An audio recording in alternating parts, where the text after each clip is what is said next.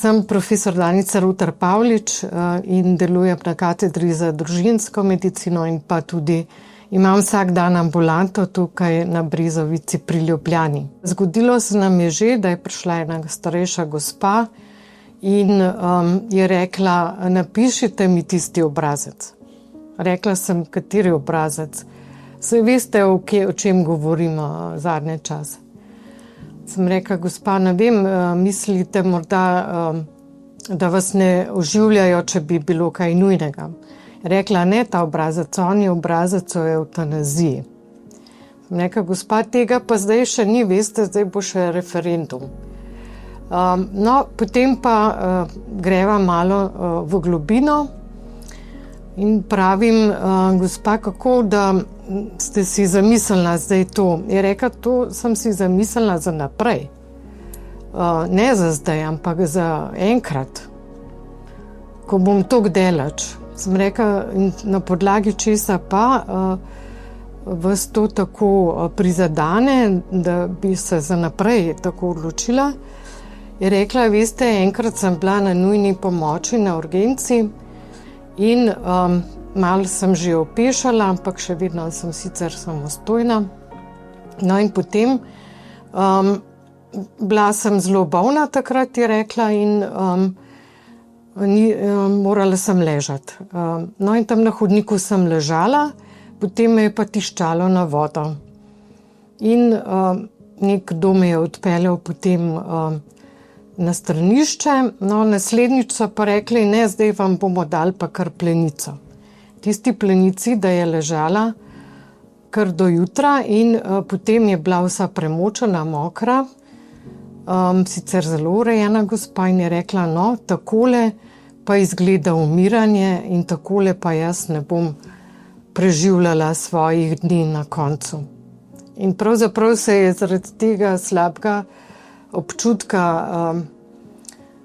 neke urgentne situacije, ki se je razrešila, odločala o tem tako imenovanem obrazcu. Zelo slabo je bila obveščena o vsem dogajanju. Najhuje se mi je pa zdelo, da bi zaradi slabo organizirane zdravstvene službe ljudje se posluževali teh formularjev, niti ne preveč obveščeni o tem, kaj to vse je. Tako da sem prvič res v globino začela razmišljati, zakaj je to tako in kako bo lahko slabo organiziran zdravstveni sistem pahnil ljudi v taka odločanja. Paliativna oskrba je zelo še, bom rekla, v razvoju oziroma sploh ni podprta. Če jo gledamo v primerjavi z drugimi državami, imamo slabo podprto paliativno oskrbo na primarni ravni, namreč to je zelo zahtevno delo.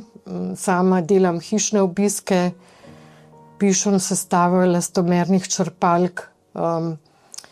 Se mi zdi lepo vodim paliativne bolnike, ampak to je tako časovno in finančno, pa tudi tehnično zelo slabo ovrednoteno. Tako da veliko zdravnikov ne bo šlo na zelo zahtevne obravnave na domovih, o katerih potem seveda še razmišljaš doma.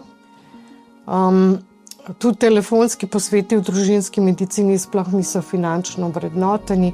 Gre za zelo zahtevne pogovore.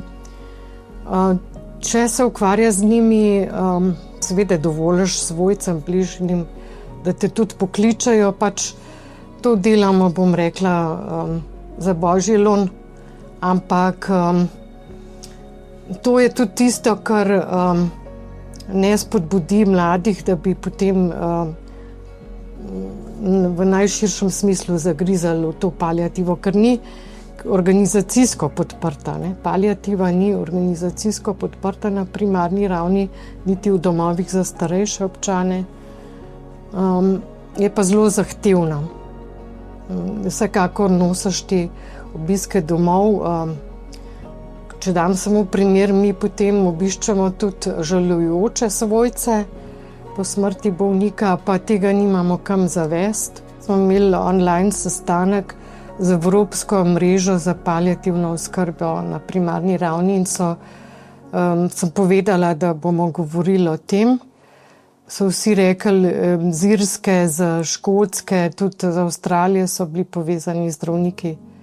So rekli, da to oni ne sprejemajo in da tudi pri nas verjetno se bomo vsi postavili proti temu ali pa pač nekateri bojo ugovor vesti verjetno uveljavljali, nekateri bojo mogoče pa tudi zaprli svojo ambulanto. Ker mi smo se izobraževali za pomagati ljudem in pa lajšati trpljenje in nekje tako dostojno pristopati do človeka.